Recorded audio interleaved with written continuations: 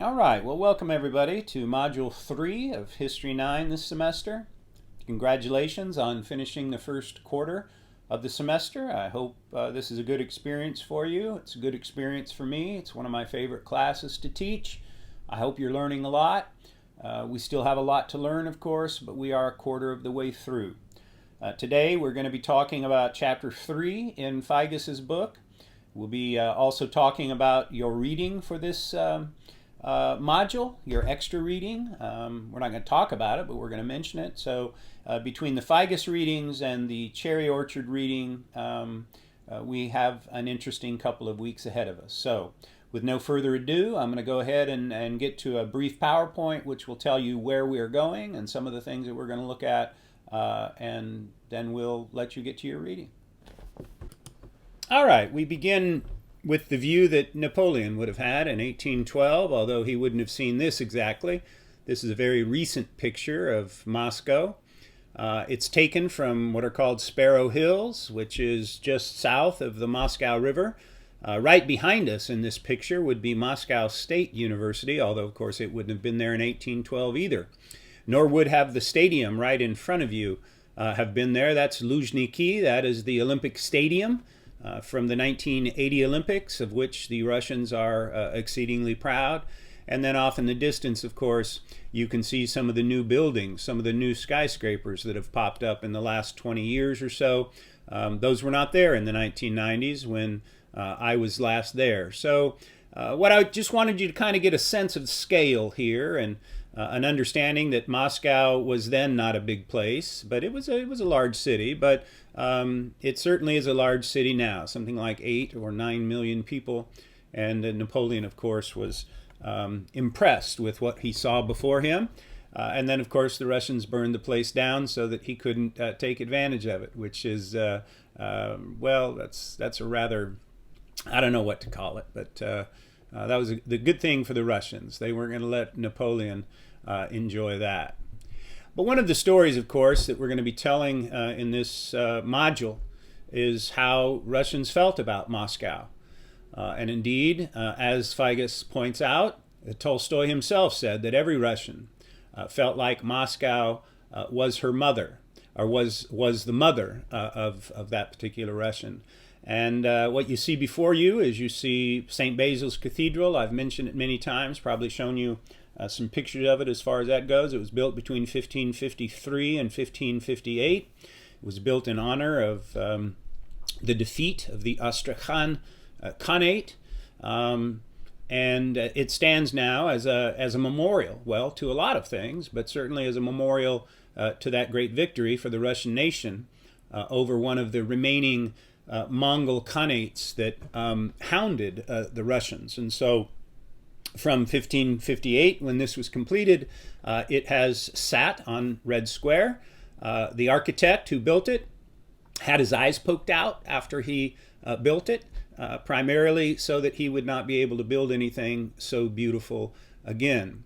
The style itself is seen as Russian, but as we're going to see, the architectural style is not, well, quite Russian as far as that goes.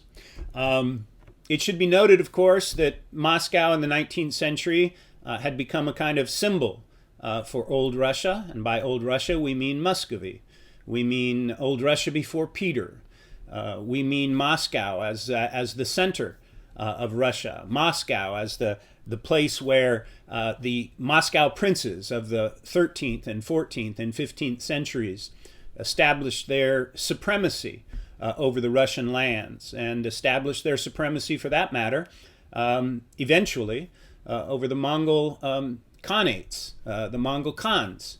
It's a very interesting story. It's a little bit beyond the scope of our consideration, but suffice it to say that Moscow didn't necessarily have to emerge as the center of Russia, but she did, beginning in the 14th and 15th centuries, because of the influences of the old Moscow princes.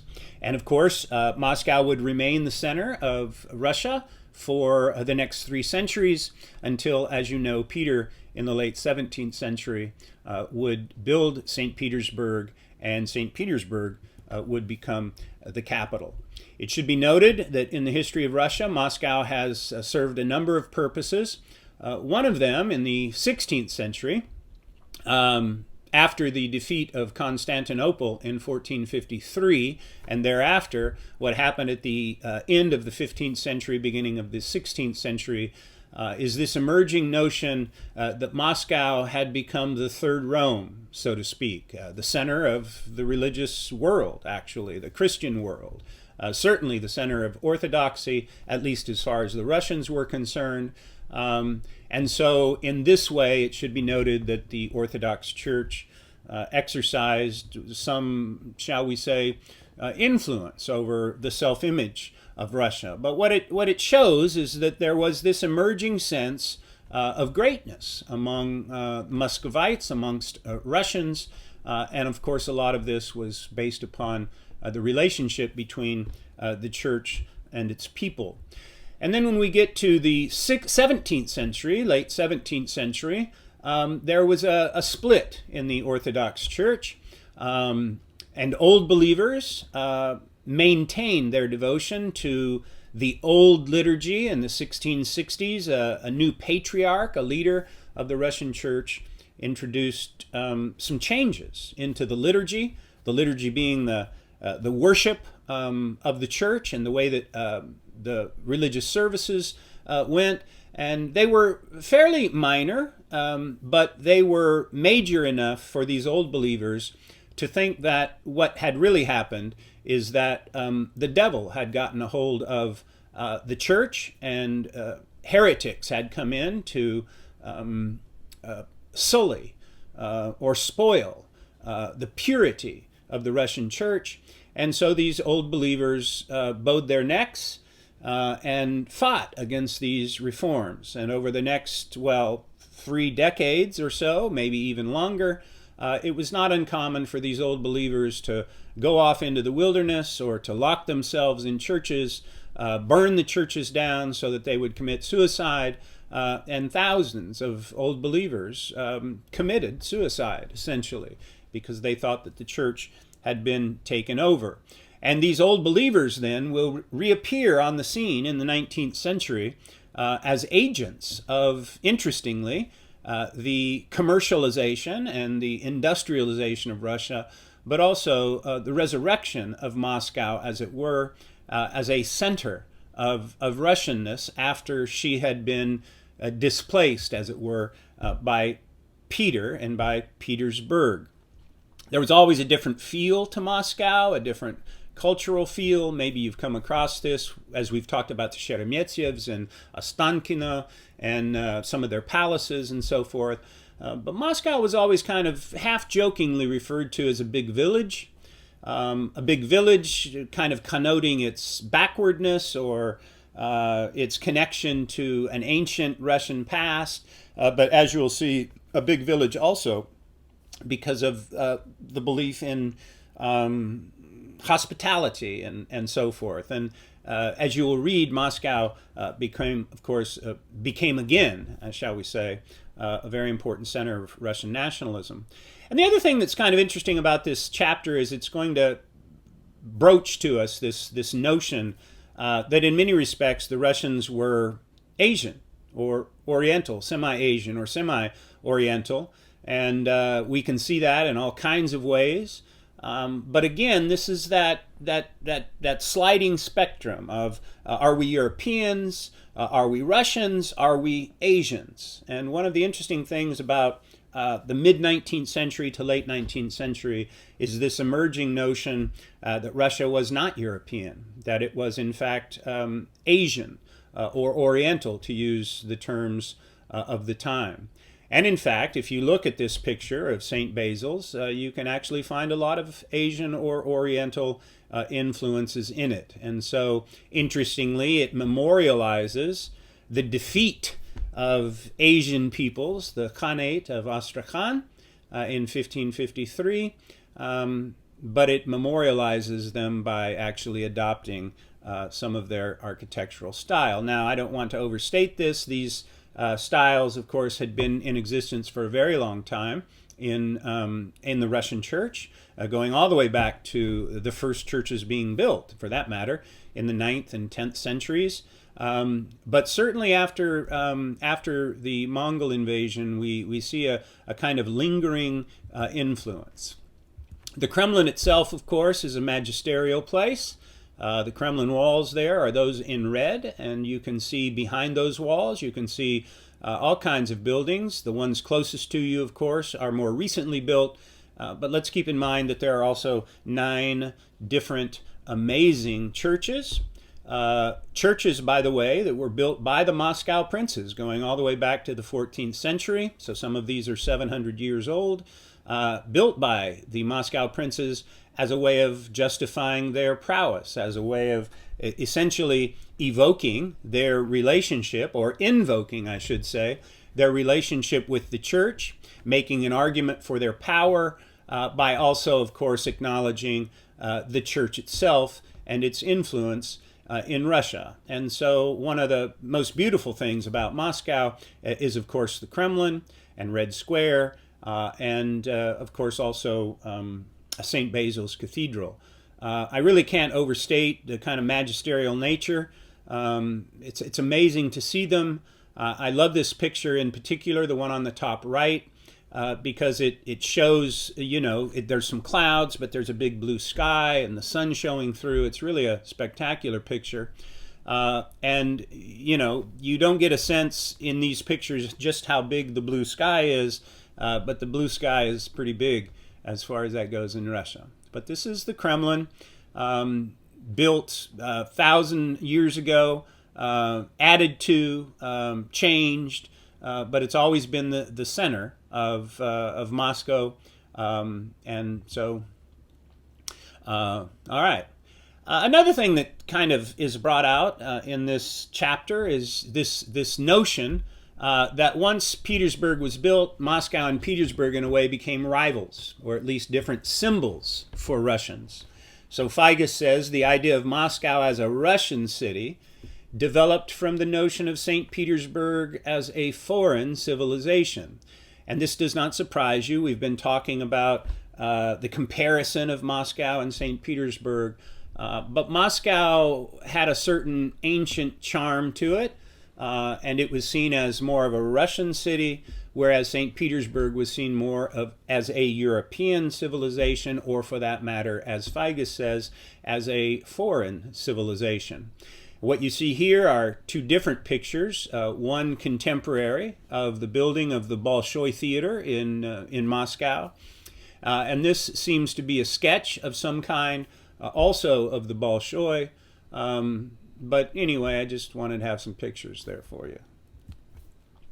Another interesting thing about this chapter is we're going to be talking about Russian cuisine, and we're going to be talking about Russian food and the devotion, shall we say, to the so-called down-to-earth pursuits of Russians, the good life, if you will, for the nobility. It could be gluttony, because, of course, they ate way too much, as you're going to see, and they drank way too much, as you're going to see. It was a part of the charm of Moscow. And Moscow was, of course, known as a place where hospitality reigned. And Figes is going to be telling us some pretty interesting things. What you see here, of course, is the rather ornate dining room in some palace. I'm not exactly sure where, but I mean where in Moscow, but it is a Russian palace. This, of course, would not have been the life for all Muscovites, but certainly for the aristocracy and the people with money, it might have looked very much like this. You'll be reading about huge banquets that go on for days, and I think you'll find that part of the reading interesting. Another thing you're going to be looking into is the development of a so-called Neo-Russian style. Existed in architecture, it existed in music, it existed in art. And the exemplar of this is the artist, the architect Victor Gartman.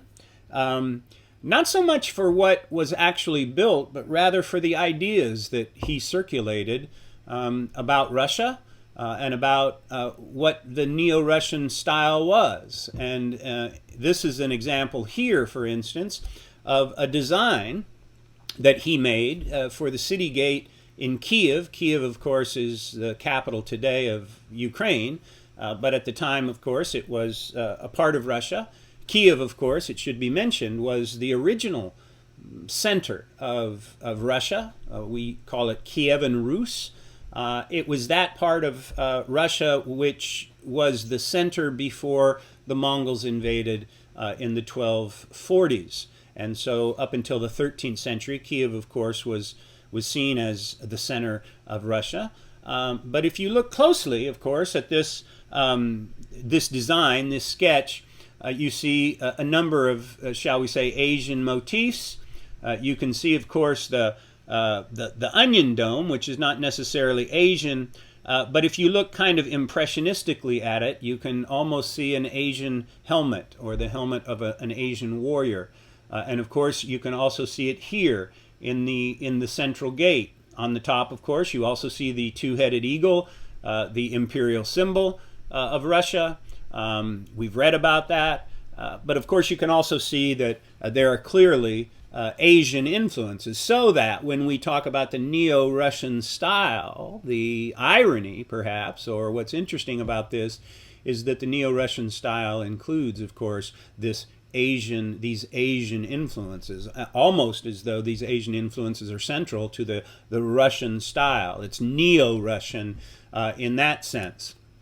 And this, of course, is an exhibit, not of course, it's an exhibit, it's a design for an exhibit at the World's Fair, the Vienna World's Fair in 1873. And both of these designs were done by Gartmann. And you can see, of course, here, you can see Asian influences. It almost looks more Chinese as far as that goes than it does Russian. But notice that Gartmann and others are referring to this as the so-called Neo-Russian style. And then an exquisite example of the Neo-Russian style, at least in interiors, is the Terem Palace, which of course had been in the Kremlin, within the Kremlin for centuries by the time it was redone, or by the time it was remodeled in the mid to late 19th century. But this remodel, which you see, and of course this is an exquisite exhibit, if you are lucky enough to tour the Kremlin. It's very hard to get in. It's very hard to get these kinds of tours. But again, if you look at the influences, of course, you can see the influences of Orthodoxy. You can see the icons and the saints, which is, Orthodox. But if you look closely, you can see, of course, the tile, which was not inherently Russian. That, of course, is from the Byzantine Empire. It's from the Middle East, so to speak. You can see a lot of Persian influences in this, and even Asian influences further to the east. And so the point here is that by the mid to late 19th century, what these Russians were doing essentially was rewriting their history, rediscovering their history, redefining themselves as far as that goes, through the way that they were interpreting their past and articulating it in the present, whether it was architecture or design, as we see here. And these are some of the buildings that were built in the 19th century, again in this Neo-Russian style. You can see the little kind of helmet-like a piece of architecture here. You can see it here too in this church. I believe this might be the church at Filly. I'm not sure. I may have seen that. They all kind of work together after a while. But again, you can see the kind of classical influences, European influences with the facades, but you can also see, of course, Asian influences as well in the so-called Neo-Russian style. And this didn't stop with architecture and art, of course. It also extended itself into music and the so-called kuchkis, which we'll be reading about, the most famous of whom was Mussorgsky, this over-drinking, miserable-looking fellow who wrote great music but died young, who wrote a very famous opera called Boris Godunov.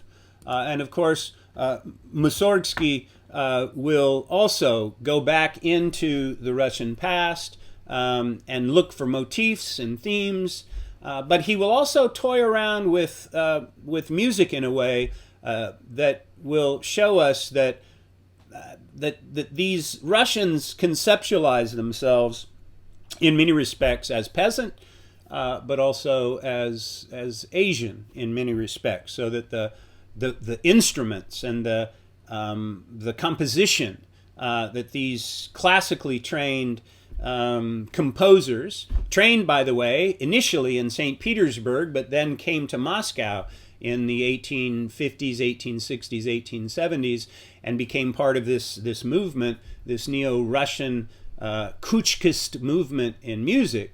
You know, the point here is that, again, you see this battle, if you will, between the influences of St. Petersburg, that is to say the influences of Europe, and the influences of more ancient Russian history in the city of Moscow. This is a very famous painting by Surikov. It's mentioned in your textbook, called The Morning of the Execution of the Streltsy, done in 1881. But again, notice the emphasis on late 17th century, shall we say, old Muscovy. Again, the period before the Europeanization, the period before Peter, or around the time of Peter. The Streltsy were essentially rebels that were executed in 1698. It was a kind of a palace coup, an attempted palace coup against the young Peter, and he wanted to make the point, after he had put the rebellion down, he wanted to make the point that no one should mess with him. And so these Streltsy, these guards, these shooters, that's what the word strelets means, these guards were executed, and hundreds of their heads were put on pikes around the city of Moscow to make sure that everyone knew that, well, there was a new sheriff in charge, and people had better watch their P's and Q's, as my mother used to say. What we're most interested in, of course, is the way in which Surikov, this late 19th century artist, of course, included these Asian motifs. You can see St. Basil's in the background. You can see this woman here with the Asian caftans. And if you look real closely, of course, you can see not only European influences in terms of how you know, people were dressed, but also kind of more ancient Muscovite traditions as well. And then finally, we'll be talking about Moscow as a commercial center. We'll be talking a little bit about the railroads, and we'll be talking about how Moscow would emerge as the center of commercial traffic in Russia. Petersburg, of course, is up here, but if you kind of look impressionistically at this, which was much later than the 19th century, if you look kind of impressionistically, you can see the density of railroad tracks around Moscow, and the whole point that we're trying to make here is that what happens with Moscow is that it emerges as a commercial center. It emerges as a place where old believer industrialists essentially established a market in Russian history for trinkets and various kinds of art. And it's an interesting period. I think you're going to get a lot out of that. And then finally, late next week, by Friday, we'll be reading a short novella, or a play actually, by Anton Chekhov called The Cherry Orchard. And it's really about how the suburbs, so to speak, around Moscow developed in the late 19th century. It's about how the aristocracy, after serfdom was done away, how the aristocracy kind of flittered away their wealth, and very importantly, how an emerging middle class developed, many of whom were actually from the peasantry. And so the fact that Moscow becomes a commercial center is also important to our story as we continue to develop this relationship between St. Petersburg and Moscow, and Russians as Europeans, or Russians as, well, Asians or shall we say Muscovites. So it's an interesting story. I think you're going to enjoy yourself in this chapter. So with no further ado, I'll leave you to it and release you to your readings. And this kind of tells you where we're going in the chapter. So I look forward to seeing you on Wednesday and thereafter. Have a great time.